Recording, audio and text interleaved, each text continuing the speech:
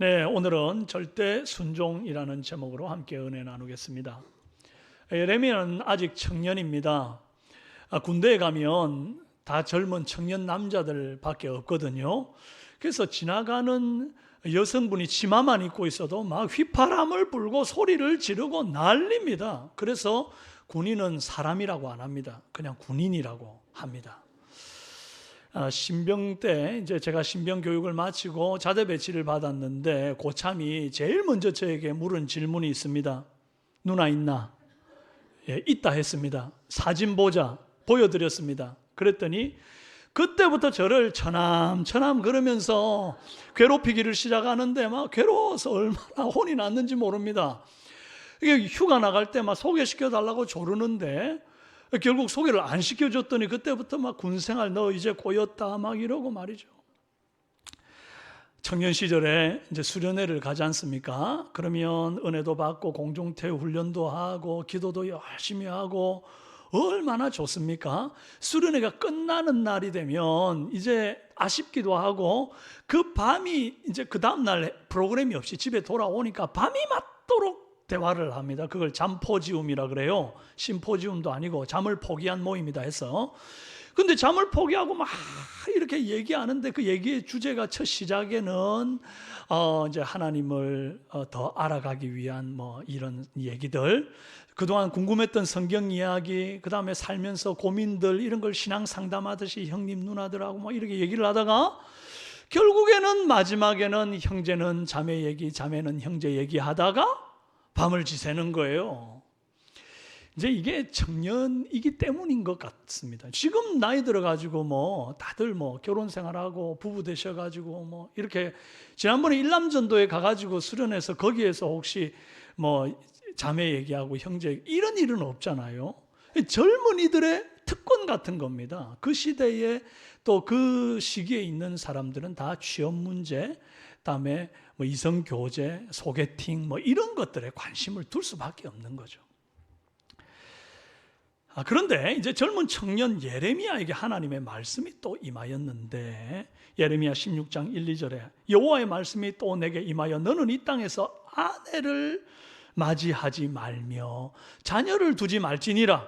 아이 무슨 이 젊은이의 가슴에 찬물을 끼얹는 청천벽력 같은 얘기입니까? 너는 아내를 두지 말며 자녀를 두지 마라. 결혼도 하지 말고 자녀도 없이 그렇게 혼자 살아라 그 말인 거예요. 만약에 예레미야에게 이미 사랑하는 사람이 있었다면 이 피눈물을 흘리며 헤어져야 될 판입니다. 만약에 이 시대의 사람 같으면 나도 대학 가면 소개팅 한번 해봐야지 이런 꿈은 누구나 한 번씩 갖는데 그 꿈 접어야 되는 겁니다.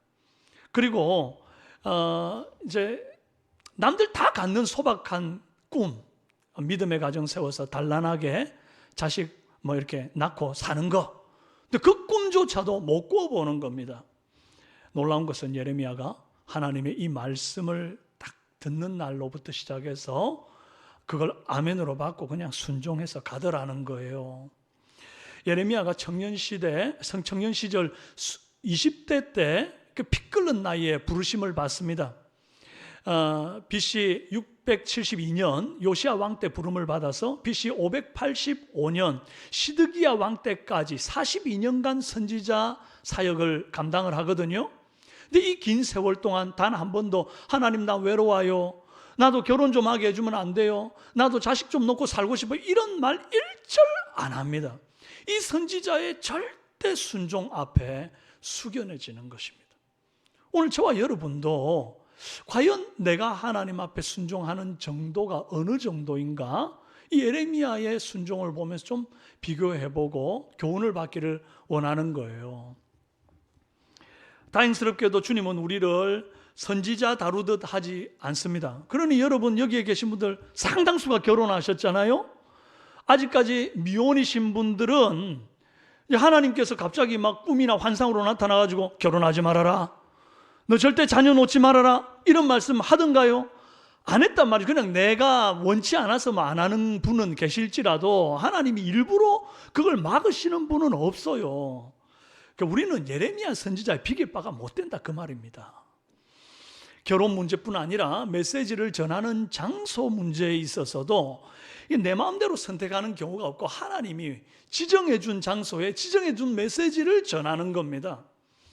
그래서 하나님이 가서 서가지고 복음을 전하라 한 그 장소를 잘 살펴보면 하나님의 뜻이 보입니다. 첫째로 사람 가리지 말고 닥치는 대로 복음을 전하라. 한번 읽어봅시다. 예레미야 7장 2절에 너는 여호와의 집 문에 서서 이 말을 선포하여 이르기를 여호와께 예배하러 이 문으로 들어가는 유다 사람들아 여호와의 말씀을 들으라. 이전에 한번 전했던 말씀 내용이죠. 본문이. 이 여호와의 집 문은 성전문을 말하는 것입니다. 하나님이 왜 성전문에다가 제일 먼저 회개를 선포하게 하셨는고 하니 여호와의 이름으로 일컫는 집이 바로 그 성전이고 오늘날 교회이기 때문에 거기서부터 회개가 선포되게 하시는 거예요. 당연하죠. 그리고 특별히 성도가 먼저 회개 메시지를 듣게 하시는 것은 이 하나님의 이름으로 일컬음 받는 성도이기 때문에 하나님이 자기 백성을, 자기 자식을 청소하고 깨끗게 하시는 거, 이게 당연하다 말씀드린 적이 있습니다. 기억하시죠? 기억하시죠? 네. 그런데 그 회개 메시지가 성전 안에만 갇혀 있는 복음이겠습니까? 그렇지 않습니다. 이 복음은 성전으로부터 시작해서 점점 바깥으로 확장되어 나갑니다. 오늘 예레미야 17장 19절에 보니까 유다 왕들이 출입하는 평민의 문과 예루살렘 모든 문에 서서 무리들에게 이르기를 이 문으로 들어오는 유다 왕들과 유다 모든 백성과 예루살렘 모든 주민인 너희는 여호와의 말씀을 들을지어다 그랬습니다. 여호와의 말씀이 이제 성전을 벗어나서 일상생활을 하고 있는 모든 백성들에게 선포되기를 시작하는 거예요. 퍼지고 있는 거예요. 여기 유다 왕들이 출입하는 문이라 그랬는데 왕은 한 사람밖에 없는데 웬 왕들이에요? 역대 왕들이 그 문으로 출입했다는 말이기도 하고 또 동시에 왕을 보좌하는 여러 방백들, 귀족들, 왕족들 이런 사람들이 있잖아요. 그 사람들이 드나드는 문이기도 하면서 그 왕들이 다니는 평민의 문이라고 표현했으니까 일반 평민들도 그 문을 다니는 겁니다. 그러니까 한마디로 이스라엘 모든 백성들, 그 성읍을 드나드는 모든 사람들이 지나다니는 문을 말하는 거예요. 이 평민의 문에 서서 하나님의 말씀을 외치게 되면 당연히 평민뿐 아니라 왕과 방백들도 듣게 되지요. 이 당시 절대 권력으로 말 한마디면 사람 살리고 죽이는 거 일도 아닌 것이 왕 아닙니까? 이런 왕 앞에 선지자가 회개의 메시지, 듣기 싫은 메시지인데 이걸 전한다는 것은 큰 위험을 감수하는 일 아니겠어요? 이 믿음이 좋은 왕 같으면 그러지 않을 겁니다. 다윗 왕 같은 케이스는요, 자기가 우리아의 아내 밧세바를 범해가지고 범죄했을 때 하나님이 나단 선지자를 통해서 회개를 선포하라 하잖아요. 그래서 나단 선지자가 아주 신랄하게 다윗을 아주 그냥 혼을 냅니다. 혼쭐을 냅니다. 하나님의 말씀으로. 그랬는데 다윗이 거기에서 기분 나쁘다고 나단 죽여라 이러지를 않고 그 자리에서 엎드려져 가지고 하나님 앞에 회개 기도를 눈물로 드리지 않아요? 그런데 지금 예레미야가 사역하는 이 시대 왕들은 전혀 그런 왕들이 아닙니다. 여호야긴, 시드기야, 이 사람들은 열왕들이, 열조들이 행하였던 범죄한 길로 갔다라고 성경에 기록이 되어 있는 사람들입니다. 그러니 여호와의 말씀이 이런 회개를 외친다고 해서 그 회개의 말씀을 고지고대로 듣겠습니까? 듣기 싫다고 선지자 딱 죽이려고 들기 좋죠. 엘리야 선지자가 아합 왕 앞에서 회개 메시지를 선포했을 때 아합 왕과 이세벨이 엘리야 죽이겠노라고 군사 풀었던 거 기억하시죠? 또 세례 요한이 이제 헤롯 왕의 그 동생 아내 헤로디아라고 하는 여자를 자기 아내로 취하는 불륜을 저질렀던 것을 고발을 했고 회개하라고 외쳤더니 그것 때문에 헤롯 왕의 생일날 세례 요한의 목이 잘려서 소반에 들려 왕 앞에 가져가지는 그런 일들이 벌어지잖아요. 선지자가 이렇게 위험하다고요. 바른 소리를 한다는 것이. 그러니까 예레미야 시대 선지자들은 겁이 나가지고 좋은 말, 듣기 좋은 말만 하는 겁니다. 그래서 그들을 거짓 선지자라 그러는 거예요. 그들은 유다에 칼이 없을 거다. 전쟁 절대 없다. 확실한 평안만이 가득할 거야. 이런 식으로 말도 안 되는 거짓말만 늘어놓은 겁니다. 하나님이 주지 않은 말들이었어요. 그런데 예레미야가 왕과 방백들과 평민들이 다니는 그 문에 서서 외치는데, 예레미야 17장 27절에 너희가 안식일에 짐을 지고 예루살렘 문으로 들어오면 내가 성문에 불을 놓아 예루살렘 궁전을 삼키게 하리니 그 불이 꺼지지 아니하리라. 그 당시 왕이고 평민이고 간에 하나님을 경외하지를 않으니 하나님의 율법의 말씀을 무시하는데, 그 율법 중에 가장 기초 중에 기초, 기본이 되는 안식일을 거룩하게 지키라는 그 말씀을 안 지키는 거예요. 그래가지고 막 성문이 열려 있는 동안 사람들이 막 드나들면서 장사한다고 안식일에도 바빴단 말이에요. 그러니까 왕과 왕족들도 그때 이제 무역을 하면서 마차에다가 막 짐을 실어가지고 들락날락 거리니까 여호와께서 너희가 계속 그 짓을 하면 이 성읍에 불을 지르는데 꺼지지 않는 불을 내릴 것이다. 이리 말씀하신 겁니다. 근데 이 말씀을 잘 보면 예루살렘 궁전을 삼키게 하겠다. 이게 무슨 말입니까? 불이 꺼지지 않는 불로 예루살렘 궁전을 삼킨다. 이것이 오늘 우리 시대로 말하면 이 마치 이 청와대 혹은 국회의사당 같은 곳에다가 내가 폭탄 테러를 해가지고 꺼지지 않는 불로 심판해버리겠다, 이렇게 말하는 것과 같아요. 테러를 예고하는 거죠. 이 믿는 왕 입장에 혹은 믿는 여호와를 경외하는 사람들 입장에서 볼 때는 하나님의 엄중한 심판의 경고구나 이렇게 봤겠지만, 여호와를 무시하는 사람, 그건 뭔데? 이렇게 받는 사람 입장에서는 이게 한낱 테러 예고에 불과하단 말이에요. 그러면 왕의 입장에서 테러를 예고하는 그 사람 가만두겠습니까? CIA나 우리나라로 치면 국정원 같은 사람 풀어가지고 쥐도 새도 모르게 나라를 반역하는 자들 죽여버려라, 이렇게 나올 것 아닙니까? 그만큼 대상을 가리지 않고 하나님의 회개의 메시지를 전한다는 거, 이거 목숨을 건 위험을 감수했다는 것을 의미합니다. 오늘날도 이슬람 국가나 회교 국가에서는 기독교 복음을 그냥 가감없이 전했다가는 큰 봉변을 당합니다. 그 나라 전체가 국교가 이제 이슬람이나 회교이기 때문에 이 사람들은 기독교인이 이제 대놓고 복음을 전한다 그러면 온 마을 사람들이 와가지고 그 사람을 돌로 쳐 죽이거나 몽둥이로 때려 죽이는 일들이 지금도 있습니다.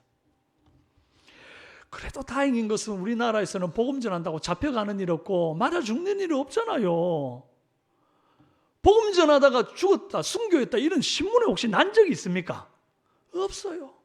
제가 이제 산책 다니다 보면 이단들이 막 복음이 아니죠. 이단들이 막 포교 활동하는 걸 봐요. 그럼 제 마음에 저 신천지 하나님의 교회 어머니 하나님 이런 거 전하는 사람들을 보면 저 사람들 누가 안 잡아가나 그런 마음이 드는데 아무도 안 잡아가는 거예요. 여러분, 지금 우리는 복음을 전한다고 잡아가거나 죽이거나 위협을 당하는 그런 시대가 아님에도 불구하고 이 평안한 때에 복음을 왜 못 전하느냐 이겁니다.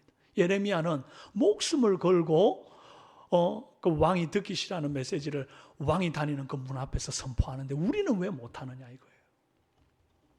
평민의 문 하나만 해도 위험천만한데 아직도 남은 문들이 한참 더 있습니다. 하나님이 아까 이제 17장 19, 20절에 뭐라 그랬어요? 모든 문을 다니며 복음을 전하라 그래요. 모든 문에 서서.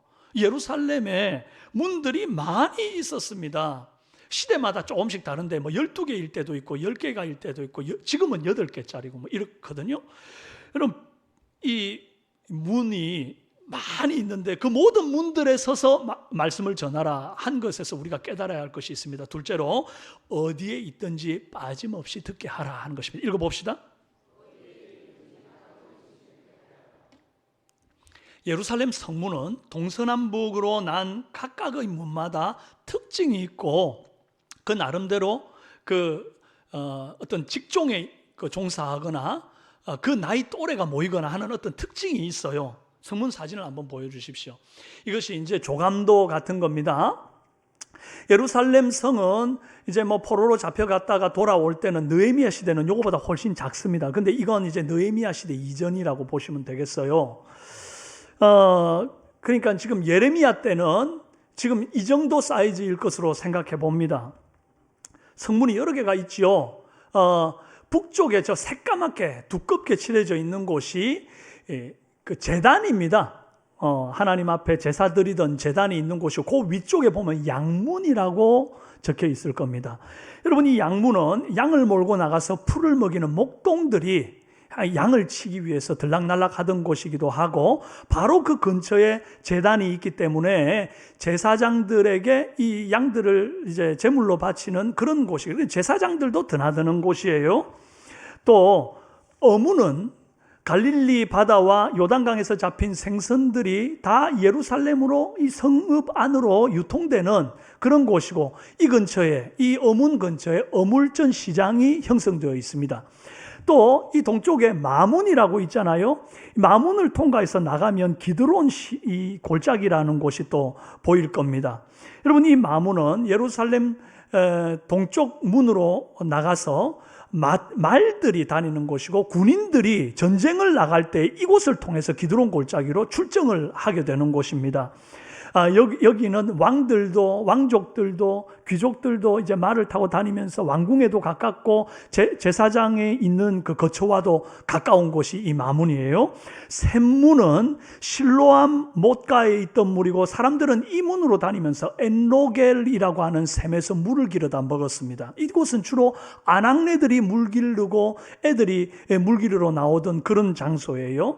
옛문이라고 올드게이트라고 하는 곳이 있는데, 여기는 나이가 많고 존경받는 노인들과 장로들이 모여서 자기가 알고 있는 성경 지식들을 나누고 지혜를 공유하는 그런 담소의 장소입니다. 그리고 양문 바로 밑에 보이는 이 한미갓 문이라고 하는 문은 이제 군대를 모집하는 장소, 그리고 군복과 무기를 검열 정비하는 그런 장소로 이제 추측이 되는 곳입니다. 이렇게 다양한 직업과 목적을 가진 사람들이 각각의 문들을 지나다닙니다. 다들 제각각 늘 다니는 길이 있습니다. 저도 시장 갈 때는 항상 화원시장에 장이 날 때 1일 6일장 설 때 갑니다. 다른 시장은 잘 안 가봐서 모릅니다. 그리고 제가 또 이제 산책을 갈 때는요, 천내천을 한 바퀴 돕니다. 그러면 이제 한 시간 조금 넘으면서 만보를 걷게 되거든요. 여러분들도 시장 다닐 때 늘 다니는 길이 있지요. 늘 그 산책하는, 여러분이 선호하는 산책로가 있지 않습니까? 사실상 길이 참 많이 나 있대 1년에 한 번도 디뎌보지 않는 길이 많이 있습니다. 당시 이스라엘 백성들, 특히 그 예루살렘 성읍에 사는 여인들은 사회생활이 적고, 요즘 같지 않아요. 요즘처럼 막 여성들이 사회활동하고 돈 벌고 이런 시대가 아니잖아요. 그 당시에는 여성들이 참 지위가 낮고 호적에도 등록이 되지 않는 때고 막 이러기 때문에 사회생활이 적어요. 돈도 잘 못 벌어요. 그러니까 이제 여성분들이 마문이나 뭐 양문이나 뭐 이런 곳으로 뭐 다닐 일이 있겠습니까? 주로 어디를 다니겠어요? 샘문, 물 길러러 다니는 뭐 이런 쪽으로 많이 있겠죠. 여러분, 군인들은 마문으로 주로 다니지 양문으로 다닐 일이 별로 없는 거죠. 또 목동들은 양문으로 다니지 어문으로 다닐 일이 없어요. 고기 잡는 사람 아니잖아요. 노인들은 주로 옛문에 모여서 시간을 보내었습니다. 마치 요즘 노인정에 모이는 것처럼. 이런 상황에서 하나님이 예레미야에게 예루살렘 모든 문들에 서서 모든 사람 듣도록 여호와의 말씀 전하라 그러신 거예요. 여러분 상상 한번 해보세요. 같이 돕는 이가 없습니다. 예레미야 혼자서 이 메시지를 다 전하고 돌아다녀야 되는 거예요.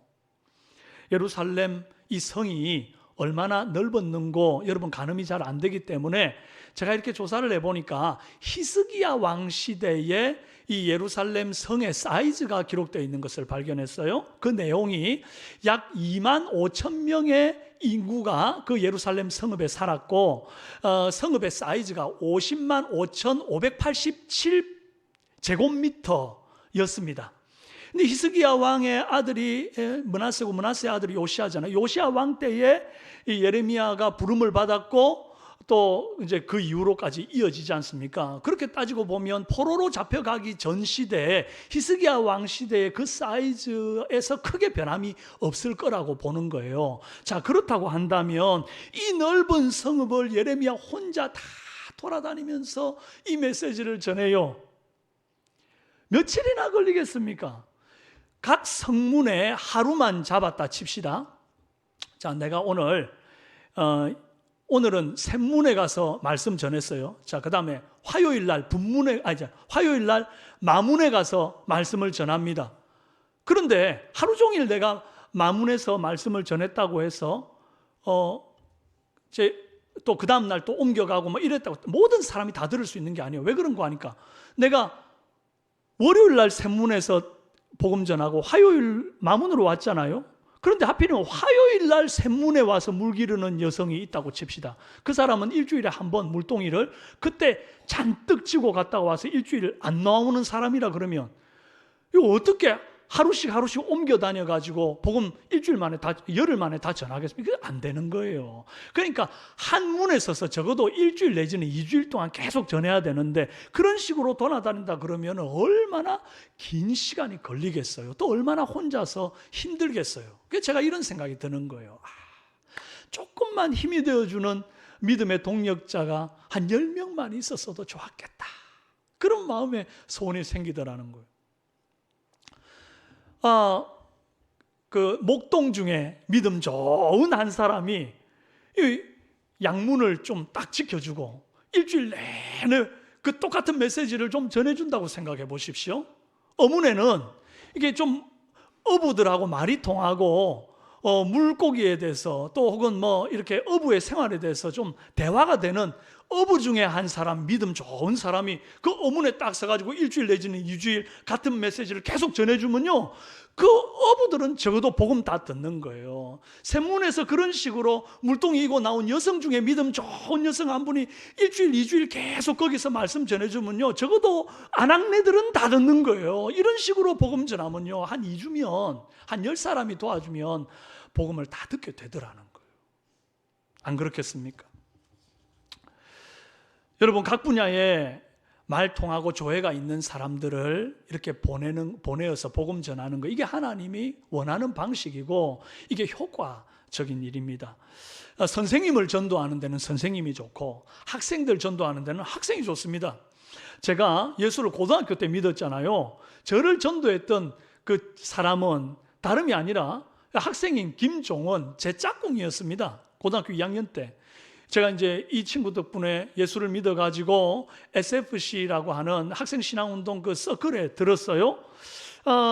이제 아침에 6시까지 등교해가지고는 일찌감치 가는 거, 8시에 이제 아침 조례가 있고 뭐 이렇게 될 때인데 6시에 가가지고는 이제 큐티를, 생명의 삶이 나온 지 얼마 안 됐을 때인데 큐티를 딱 하고는 그 다음에 간절한 마음으로 학원 복음화를 위해서 기도하고 그 다음에 이제 운동장에 딱 나와가지고 제일 먼저 보이는 사람을 향해서 이 종원이도 뛰어가고 나도 뛰어가고 그래가지고 한 사람씩 붙들고 사형리로 복음 전했습니다.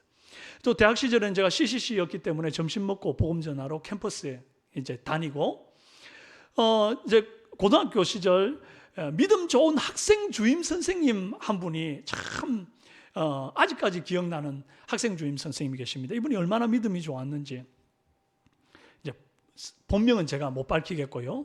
근데 이제 이분이 학생 주임이니까 엄하게 좀 이렇게 지각하는 사람들, 또 월장에서 이제 놀러 가고 막 이런 아이들 있잖아요. 좀 껄렁껄렁한 아이들, 이런 아이들 붙잡아서 혼도 내고 이래야 되지 않습니까? 그러니까 한번 그런 애들 붙잡으면 이제 매를 열 때 맞을래, 잠언 10장 읽을래, 둘 중에 하나를, 잠언 10장 쓸래, 둘 중에 하나를 선택하게 하는 거예요.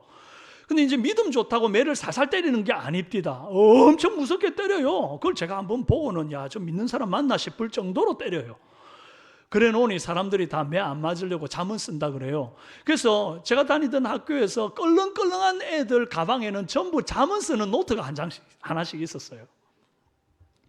근데 이분이 이제 그 해 학생 주임을 마치기 전에 같은 선생님 중에, 동료 선생님 중에 한 분을 전도했는데, 이분이 그때 악명 높은 별명이 링컨이라는 분이, 여기 구렛나루가 이렇게 짙게 나와서 진짜 마르신 분이 링컨처럼 생긴 분이에요. 그래 별명이 링컨인데, 이분은 이제 그 다음 해에 이분을 이어서 학생 주임이 됐는데 바리깡을 들고 다니면서 머리에 고속도로를 내는 거예요. 지각하고 혹은 머리가 두 발이 길거나 교복을 안 입었거나 월장하다 걸렸거나 이러면 잡아가지고 한 가운데 길을 이렇게 내버리는. 그러면 이제 다음 날 어김없이 머리 싹 이발소에 가가지고 이제 깎고 와야만 하거든요. 근데요, 이 앞에 믿음 좋은 학생 주임 선생님이었던 이 선생님이 이 링컨 선생님을 전도해 놓고 난 다음에 그 해에 교직을 사표를 덜컥 내시고는 신학을 하고 목회자가 되겠다고 나가셨습니다. 너무 대단한 결단 아닙니까?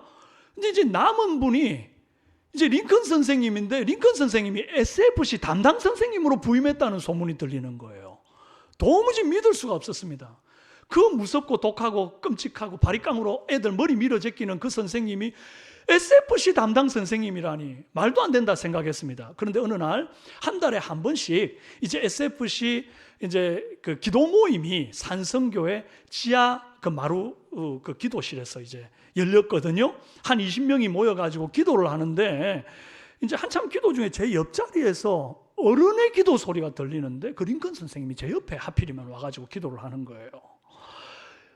아니, 기도를 하는 내내 눈물, 콧물 막 흘리시는데 훌쩍훌쩍거리고 막. 그래서 제가 실눈을 뜨고 진짜 이거 맞나 이렇게 보니까요, 콧물이 주렁주렁 바닥을 적시고 있고 휴지로 닦아도 콧물이 줄줄 흐르는 거예요. 제가 그걸 보고 너무 회개를 했습니다. 저분이 예수 믿는 거짓말일 거야 라고 생각했는데 하나님이 역사하시니까 또 그렇게 사람을 확 뒤집어 놓은 거예요. 그래서 그 다음 날부터 이 링컨 선생님이 바리깡 들고 다니면서 뭐라 하냐니까, 머리 고속도로 낼래, 잠언 10장 쓸래, 그러고 다니시는 거예요. 놀라운 일입니다. 선생님이 선생님을 전도합니다. 학생이 학생 전도하고, 제가 김종원이라는 학생한테 전도된 것처럼 군인은 군인 전도하고, 각각의 분야에 그 분야에 속한 사람들이 하나님의 말씀을 전할 때에 영혼구원의 역사가 입체적으로 일어나는 줄로 믿습니다. 여러분이 직장 다니고 있으면 그 직장의 문을 맡으십시오. 여러분이 전업주부라면 이제 재래시장과 마트 문을 맡으십시오.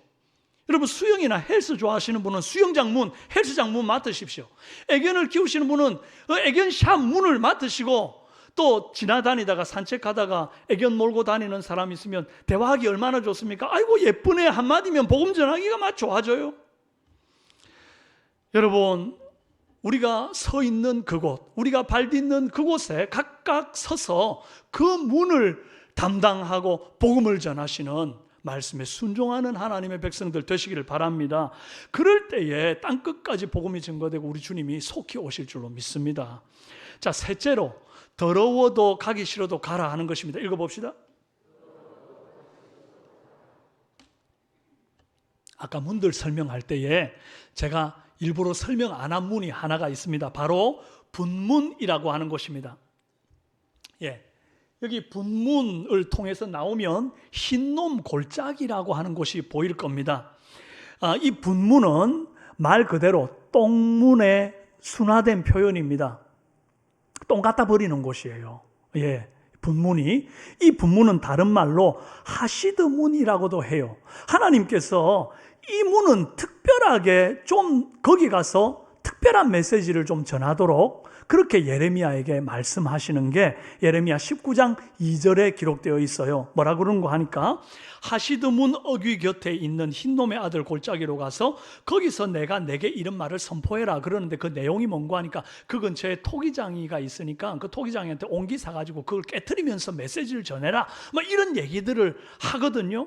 다른 문은 모든 문들을 다니며 말씀 전해라 그래 놓고는 이 분문 하시드 문에는 좀 특별한 메시지를 더 길게 전하도록 요청을 하셨다는 겁니다. 그 메시지의 내용이 아주 끔찍하고 좀 무서운 내용이 담겨 있습니다. 뭔고 하니까 이 하시드 문을 통해서 나가면 아까 흰놈의 골짜기라는 곳이 있었잖아요. 이 흰놈의 골짜기가 뭔고 하니까 이 암몬 족속이 섬기던 몰렉이라는 신에게 이 자식을 인신제사, 어린 아기를 살아있는 채로 불로 태워 죽이는 인신제사를 드리는 그런 종교였어요. 이 몰렉이라는 신에게 바쳐지는 일인데, 이것을 그 이스라엘 백성들 가운데 이 흰놈의 아들 골짜기라는 곳에서 했단 말이죠. 이 왜 흰놈인고 하니까 이 몰렉에게 자식을 갖다 바친 사람의 이름 중에 아마 유대인으로서 처음 시작한 사람이 이 흰놈이 아닐까라고 신학자들이 추정을 하고 있습니다. 여튼 이 골짜기가 얼마나 하나님이 싫어하는 골짜기겠어요. 하나님이 인신제사 싫어하잖아요. 그런데 문헌에 보면 그곳에서 사람 타는 냄새가 끊이지를 않았다는 겁니다. 그 아기들을 갖다 바치는 일들이 끊이지 않았어요. 아기들을 부모가 갖다 바칠 때 어떤 마음으로 갖다 바쳐요? 이 아기를 갖다 바쳐서 풍요롭게 돼가지고 잘 먹고 잘 살기를 바라는 거예요. 아기는 죽이고 자기는 잘 먹고 잘 살려고 하는 이 독한 마음, 이 긍휼 없는 마음을 하나님이 기뻐하시겠어요? 거기에 복 주시겠어요? 하나님이 아주 무서운 저주를 주시는 거예요. 하나님이 아주 심판 중에서도 가장 무서운 심판을 하십니다. 뭐라고 그러는 거 아니까? 이제는 이곳을 흰놈의 골짜기라 부르지 않고 죽음의 골짜기라 하리라.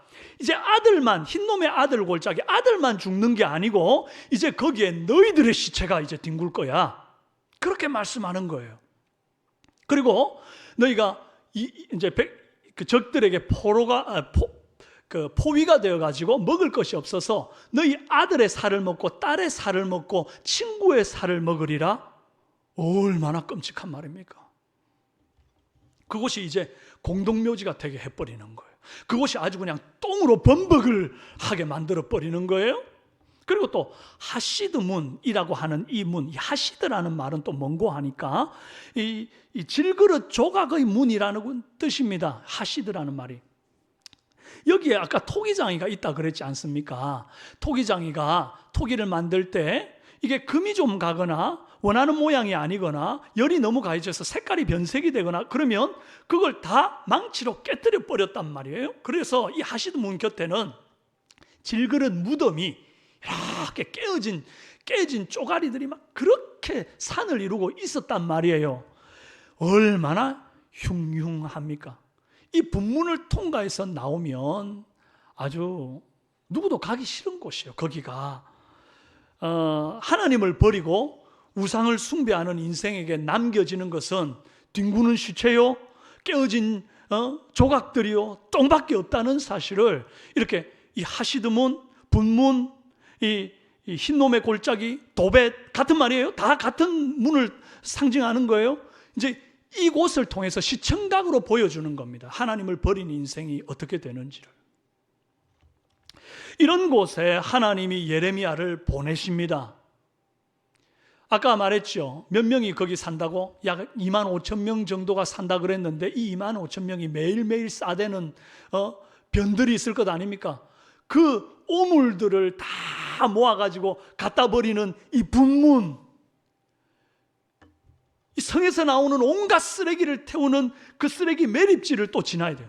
똥밭을 지나고 나면 쓰레기 매립지를 지나고 쓰레기 매립지를 지나고 나면 또 그 깨어진 질그릇의 무덤을 지나야 돼요. 그걸 지나고 나면 아들들 죽였던 사람 타는 냄새 가득한 그곳을 또 가서 거기 서서 메시지를 전하라 이거예요. 그래서 예레미야가 이 하기 싫은 일을 했을까요? 안 했을까요? 했죠. 예레미야 19장 14절 함께 한번 읽어봅시다. 시작. 예레미야가 여호와께서 자기를 보내사 예언하게 하신 도벳에서 돌아와 여호와의 집들에 서서 모든 백성에게 말하되. 자, 뭐라고 그래요? 여호와께서 자기를 보내사 예언하게 하신 도벳에서 돌아왔다는 것은 가서 말씀 전했기 때문에 돌아온 것 아닙니까? 순종한 거예요. 주님이 보내면 더러워도 가고 불결해도 가고 냄새나도 가고 무서워도 가는 거예요. 위험해도 가는 거예요. 그게 절대 순종의 자세입니다.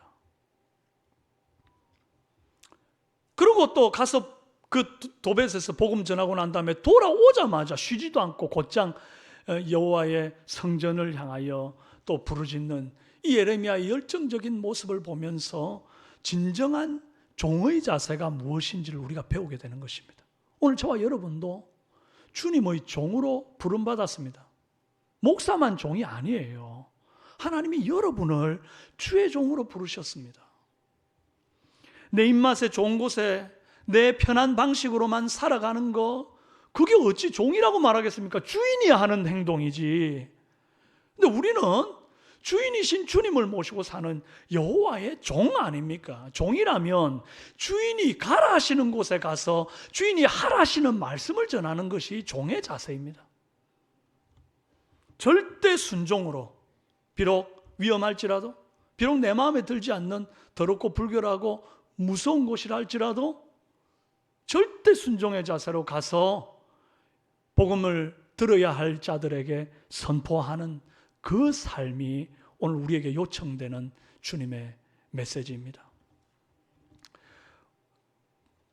이제 기도한 이후에 새생명 초청 작정 시간을 갖습니다. 주님은 예레미야에게 너는 가라 그렇게 말씀하신 것처럼 우리도 이제는 우리에게도 주님께서 이리 말씀하셨습니다. 너희는 가서 모든 족속으로 제자를 삼아 아버지와 아들과 성령의 이름으로 세례를 주고 내가 너희에게 분부한 모든 것을 가르쳐 지키게 하라. 동일한 메시지예요. 너는 가서